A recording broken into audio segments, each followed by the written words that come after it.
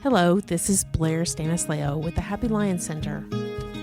Welcome to our podcast, Mystical and Infamous, where we have playful and easy conversations about anything mystical, getting to the heart of all things strange and weird. Join us in a bit of magical tomfoolery, spreading the alchemy of love and light. And now, we invite you to enjoy the show. I am taking a class. I mentioned this to you. I don't know if I mentioned this part to you, but I'm taking a class where we're learning to channel.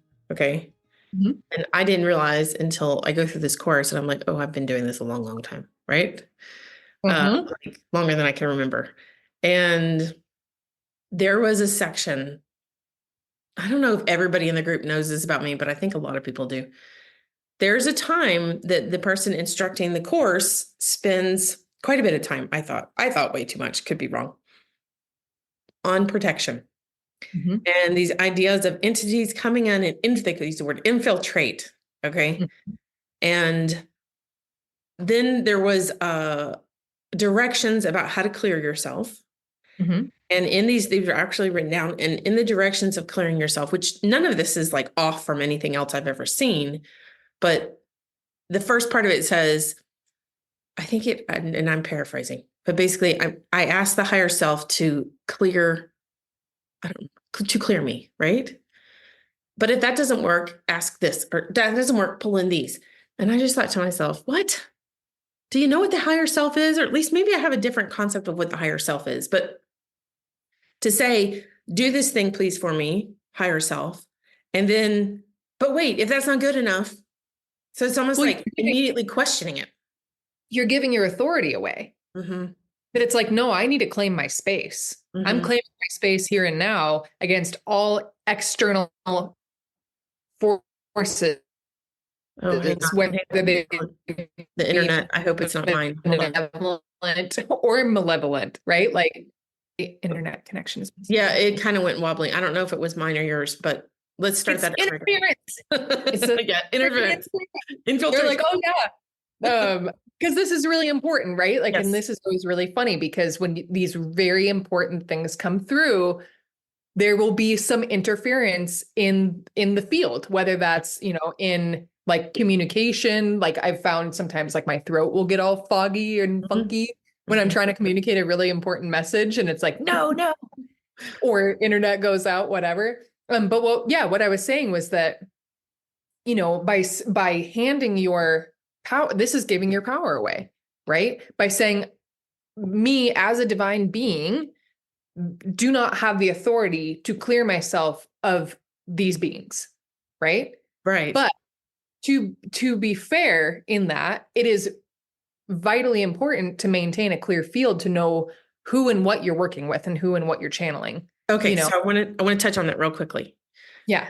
Because in this course, I heard lots and lots and lots and lots, and way too many, in my opinion, conversations and questions, which felt like they were coming from fear about these entities or whatever they are, they get it, whatever infiltrates you. Okay. And I don't remember the details, but I'll just describe it generically. When I was listening to people talk about, well, what does it feel like to be infiltrated? What does it feel like when you've got something in your energy field that needs to be cleared out? And the words that they were using were like, it's kind of generic. It's like, you feel off, you feel a little weird, you feel like not yourself, you're kind of grumpy, or I don't know what it is. But the way that they were talking about it, here's the thing. Okay, so a lot of people like to have a name. Like they want to know who is the guide or who is the angel or who is the whatever you want to call it. And I didn't grow up with that, so I don't need that. And I'm also terrible with names. So I don't really care what your name is. Your name is what you're called. It's not who you are, right? So I don't have that. And then I hear people go on like almost like a tirade, like just crazy about, I've got to have the name of the person. What if I'm not talking to the right energy or, but my concept is, at least the way that I look at it is, don't you know what it feels like when you're talking to something or you're connecting with something that feels good versus you're connecting with something that does not feel like you? I would say in that, like, it is so, this gets into really messy territory, right? Because there is so much manipulation in like the false light kind of energies that have been coming into, especially into the new age ism, where it really truly feels like, the name is irrelevant. The name is, anybody could be like, oh, I'm Bob from over here. If you don't know me, you don't know me, but do you know yourself? That's the biggest thing, is like, what is resonating with me to be like, just like what you were saying, how does this feel to me? Does this feel genuine? Does this feel authentic? Is there a hesitation? Is there a reservation?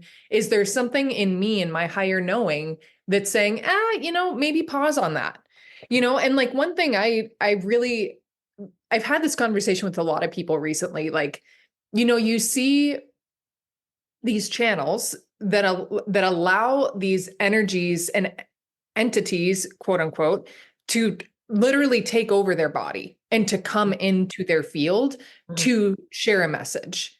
And to me, that feels like, again, taking away this sense of sovereignty and agency within your own field.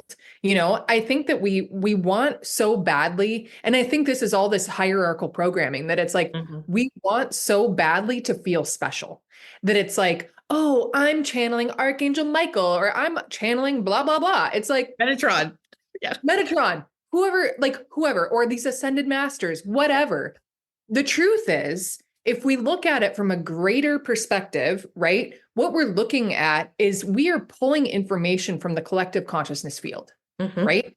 The one, the all mind, right?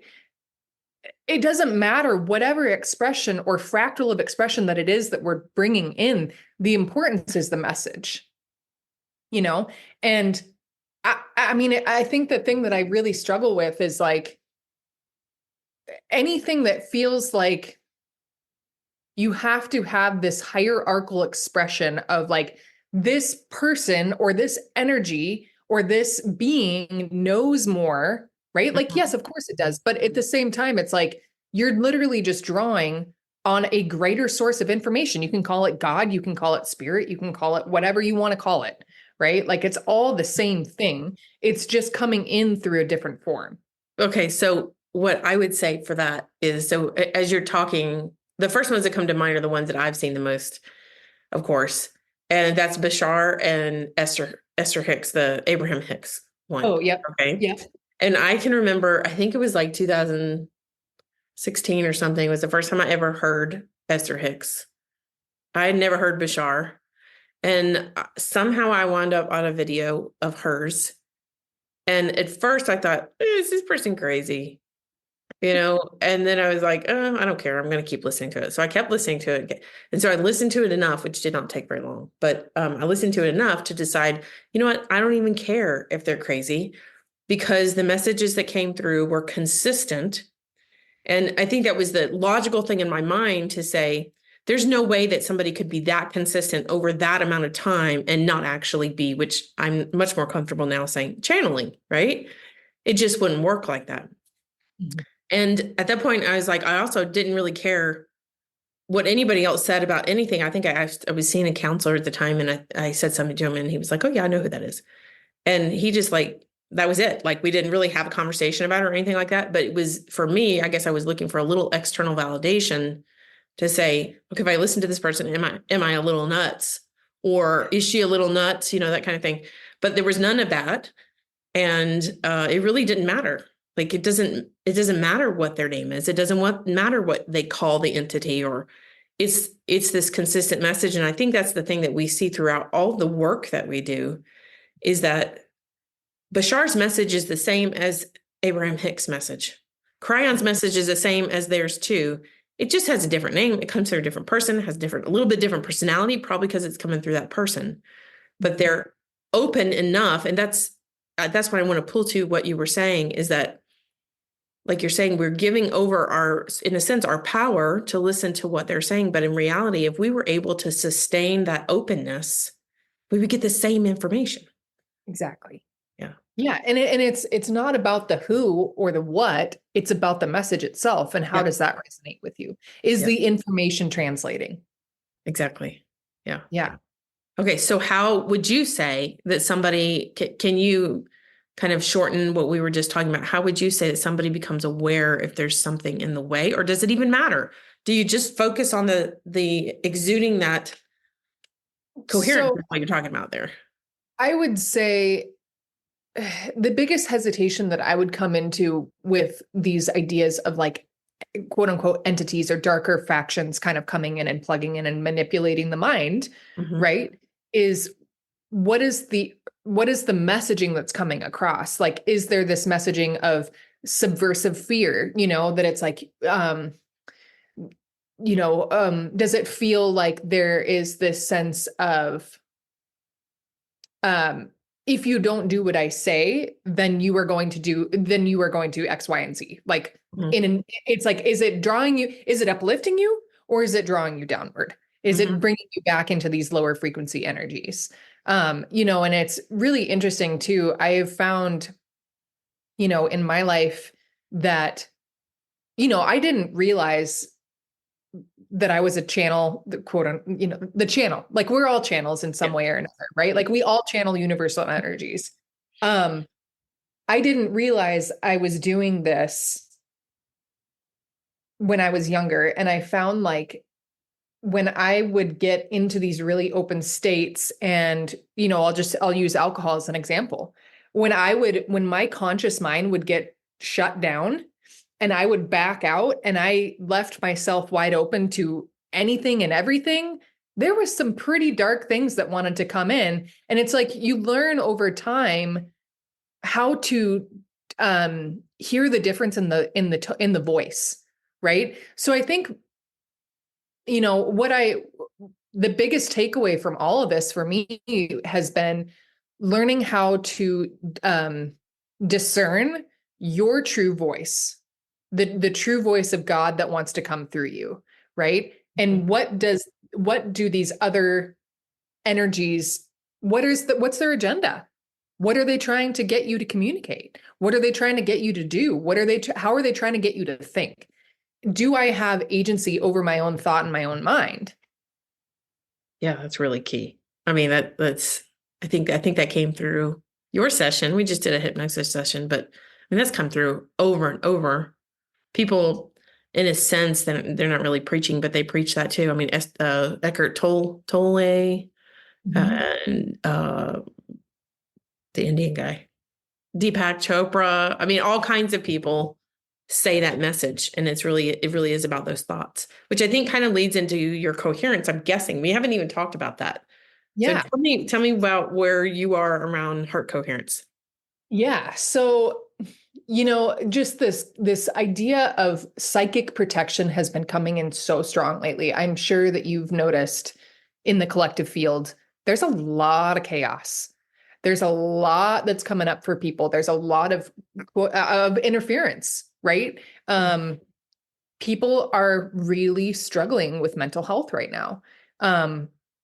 On a lot of different levels. Just, I mean, the thing that I keep hearing from not only clients and friends and people around me is like, it's just so intense. I feel overwhelmed. My mind feels like it's being overburdened, right? Like there's just this like influx of chaotic energy, this sense of like, um, it's, the image that I keep getting, and I spoke to this, a couple years ago. In cymatics, how when you're raising the frequency of the vibration that's being input into the steel plate, right? So are you familiar with cymatics? I am familiar with it, but like, why don't you go ahead and describe it a little bit for if the listeners have not? Yeah. So cymatics is, there's basically what they look at is how sound and vibration influences shape and form. So they've done these studies where they'll take sand and they'll put this on this metal plate and stick these vibrational inputs into the plate. And, they'll create these beautiful geometric patterns, right? And in the lower frequencies, they're very simple but still beautiful, but they're very like, not super complex, right? Mm-hmm. And as you start to dial up the frequency, it goes into this chaos pattern first, right? Like where everything starts to reorganize And then as it hits this certain decibel, it hits this certain hertz frequency, then it comes into a more refined, organized shape, creating even like a more beautiful, I mean, I think beauty is, it's like, it's in the eye of the beholder, right? It's like subjective, but a more refined, more complex pattern. So as you dial up in frequency, it shifts and changes. But the key is in that interim space between frequency shifts, it goes into a chaos and disorganization pattern. And that really is what feels like what we're going through Yes. right now.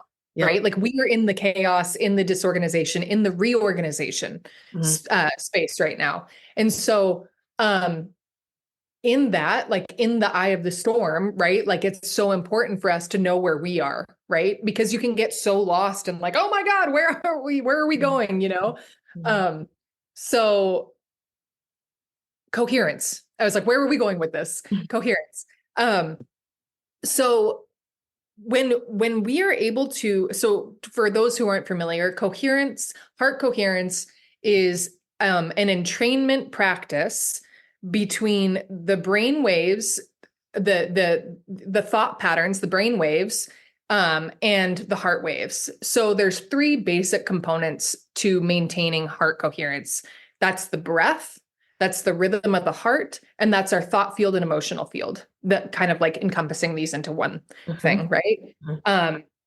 And so when we are able to bring our heart rhythm in entrainment with the brain rhythms, what they do is they create a coherent pattern, which creates stability, which creates clarity. Coherence literally means divine order, right? So when we're working in divine order, harmonious order, excuse me, divine harmonious, it's kind of translating here. So when we're working in harmonious order, not only are our organ systems, our physiological systems working in better, they're like working in their highest optimal form. Our mental health is better. Our emotional health is better. We have better creativity. We have better, like we're able to operate at our highest executive functioning, right? So in this kind of chaotic period, the more that we can anchor into our own consistency, our own coherent space, it helps the those around us come into a coherent space. So I'm not sure if you're familiar with like mirror neurons and how that works and like entrainment, but basically what we do is we are constantly emitting electromagnetic information, emitting and receiving. Sorry, this is a two-way communication system, not only with other humans around us, but with the environment around us. So when we are able to maintain coherent fields, those around us and the environment around us is able to respond in like. So mirror neurons, what they do is they are basically, it's like they want to come into, have you seen like there's this thing going around on Instagram, I think, where it's like the guy has a tuning fork, and it's like there's a ball on a string next to this tuning fork, and he hits the one tuning fork and he sticks another tuning fork next to it that is not at the same frequency as the one that he's playing with, right? And if he hits that one, it doesn't resonate, right? And the ball doesn't move. But he brings one that comes in at the same frequency and the ball starts moving, right? So it's like when we come into an entrained state, what we're doing is we're coming into a higher resonant field, or not higher resonant field, but we are able to our resonant fields are able to respond to one another in like, right? So mirror neurons, what they're doing is they're communicating this electromagnetic information back and forth to each other. So he who has the most certainty in their field, who has the stronger electromagnetic coherence, somebody who is in coherence, you're naturally going to want to resonate with that, right? Like, so, I think we even talked about this yesterday, that like, it's really not about the modalities that we're bringing into a container. It is about the container itself, right? Yeah. And so when we are operating in a coherent field, we're creating this sense of order, right? So I guess what I'm in a long way roundabout, going back to the cymatics thing, it's like the more that we're able to maintain that coherent field, it's going to help things kind of rearrange Oh yeah. and reorganize in a faster and more harmonious pattern when we are able to maintain our own coherence. Absolutely. Right? And that is supported. I want to add a couple of things. So for the listeners who are not familiar with heart coherence, she's not using the terms that are popularized, but I actually did a little bit of the heart math training. And I went to a seminar one time and they were sharing the heart math stuff. And they were telling us how to do it. And so we did it as I think we're like 1,200 people. We did it. And the person I was with was new to this stuff. So it was new, completely new for her. However, I had already been trained in Reiki. And what they were describing, I just did it. But then as I do it, I'm like, oh, this is Reiki. It's the same thing. Like it's, give it a different name, doesn't matter. Right. So anyways, I just wanted to add that there is a ton of research using the what I would call the traditional more 3D kind of mindset, like meaning using traditional science to back up exactly what you're talking about is through heart math. They can look up heartmath.org. And there was something else you were saying that was like, I can't remember it now. Anyways, that was important to share. But yes, the more you stay in that individually in that heart coherence, of course, it affects. Oh, the other one was you were talking about a different kind of resonance experiments. The one that I saw that finally made that really make sense was they have metronomes. And so you put a whole bunch of metronomes. I looked it up. You actually had to put it on a board that can move just a little bit. Okay. Mm-hmm.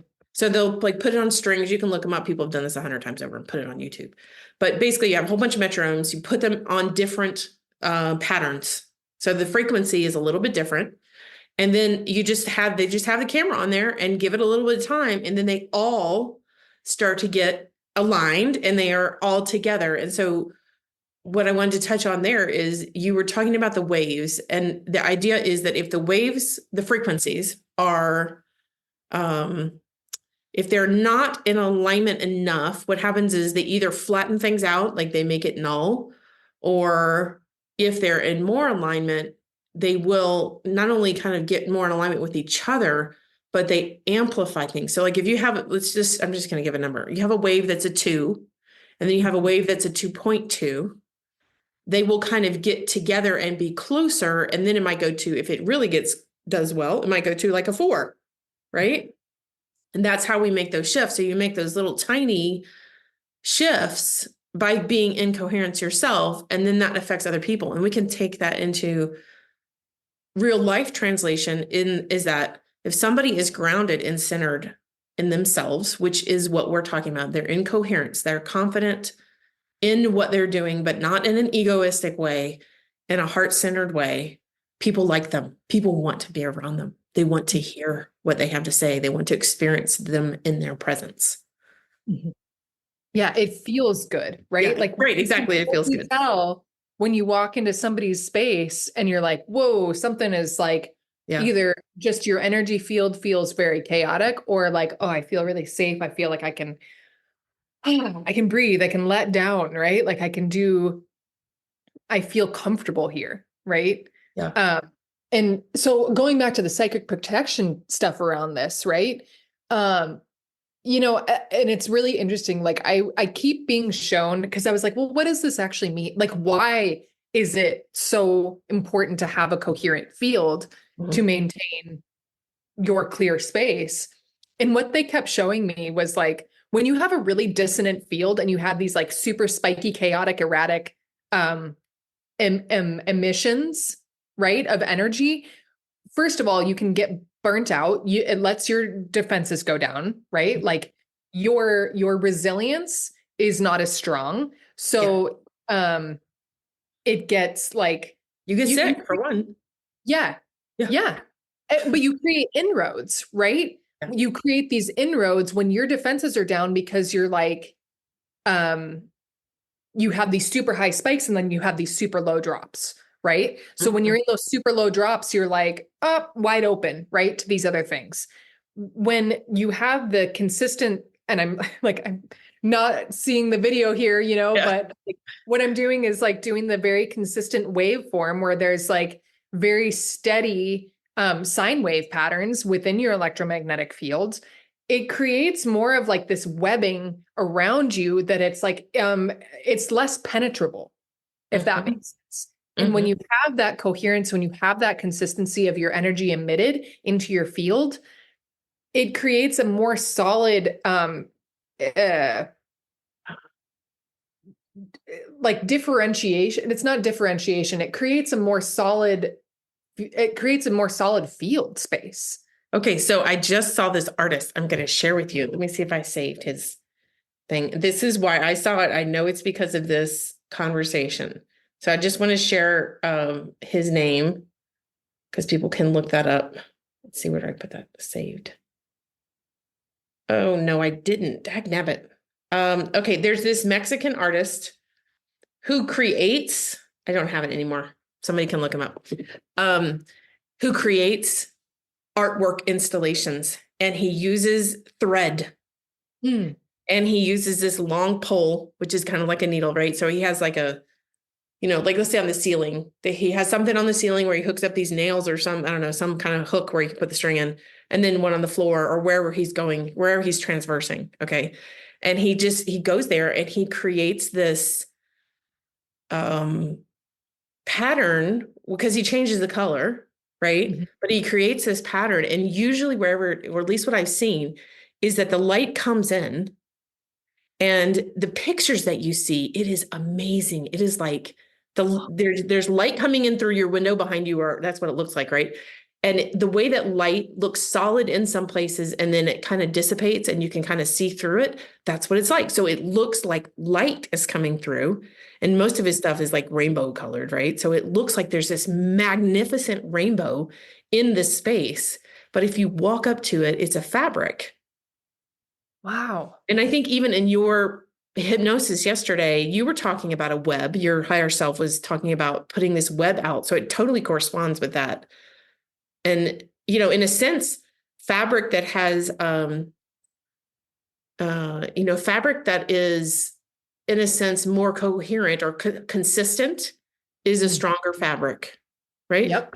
Yeah. Yep, exactly. Yeah. And so it's like when there's holes and tears, right? Like when there's dissonance and incoherence, you're creating these gaps, these pathways for things to kind of enter into. And then it's like, you think about it, it's like, you know, if you have this opening and something else wants to come in and fill your space, it's gonna I don't want to say defile the whole structure, but it's gonna come in and create breakdown, right? Over time. Like if you get dirt into these little holes, right? And it fills and fills and fills, it's going to erode the fabric. It's like, you know, getting holes in your knees or something, you know, that it's like where you're constantly creating this stretch, you know, it's allowing for these other energies to come in and kind of further erode, right? So it's not like that alone, like the energy alone coming up to your field is not going to erode it. But if you have a gap way in where it can kind of get in between the cracks and come in and kind of mess with stuff, then yeah, it's going to erode over time. Okay, so if we take the idea of the super highs and super lows of this inconsistent, chaotic energy, okay? So the way we're describing it is you have a low. We talk about lower frequency. It's coming, well, I think people who are listening to this know what that means, but basically a lower frequency. So it's not really what you want. So it's in a sense, it's like a weakness. Yeah. So in the lower frequencies, where the space is for the lower frequencies that you're talking about being dirt, well, whatever resonates with that is what's going to come in, right? So you, in the areas where there's lower frequencies, you're going to have that get attracted. So you'll have more lower frequencies come in. So that kind of comes in and weakens the fabric. By the way, I found his name. His name is Gabriel Daw. Daw? Daw, Dawe. Okay. Yeah. Anyways, he's really worth looking up. Everybody listening should definitely look him up. But yeah. Okay. So now the psychic protection. So if we establish that for us to not only help the collective, but also, of course, for us to feel better, we stay more centered and grounded. How does that work with the psychic percussion? Or I guess it's what we were just talking about, the weak areas. Yeah, exactly. So I know you kind of wanted to touch on mystery school teachings a little bit. And so like, this is kind of a good little segue to kind of step into this.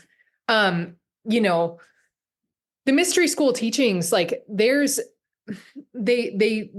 give you these rituals and these practices and all these like secret teachings to help, you know, I think in some ways it can be very helpful, right? But a lot of times what is the intention behind creating these rituals? What is the intention behind practicing these rituals? Is it based out of fear, right? Like, are we doing this because we're like, oh, I got to fight this thing off. Oh, I got to fight. Like, I got to protect myself, right? A lot of times it feels like that is actually creating more of a problem and inviting in these energies where you're coming up against them more and more and more, versus like, I know who I am. This I am presence is everything, right? I am an expression of the divine. That's it. We've complicated things so much because our human mind wants to understand the mystery. We've created all these structures and all these practices and all these rituals because we're like, it's somehow unattainable for me to access this stuff just literally by experiencing life itself. Right. So, I mean, yes, like I've learned so much from those practices and from those rituals. And do I practice them on a regular basis anymore? Honestly, not really. Like, yes, I have my team. I love working with the directions, with the elementals, like, because we are all also an expression of that. But it's actually incredibly simplistic when we think about what is the ultimate goal of working with this. It's establishing our power. It's establishing ourselves wholly standing in our I am, which is I am coherent. I am divine order. I am harmonious order incarnate. Right? Yeah. And therefore the creator, in a sense, right? We call it the creator. We are the creator. Yeah. Exactly. Yeah. Yeah. We are simply the universe expressing itself. Yeah. Wanting to experience itself, I guess is a better way to say that. Yes. Yeah. So, it's like it going into all these rituals of protection and, the casting out and doing all these like very complex, ornate rituals and practices. Like, yeah, it has its place. It can be useful in a lot of ways. And also, like, let's start with the basics. Let's start with the ground level. Like, what is my energy doing right now? What is my heart doing right now? What is my field doing right now?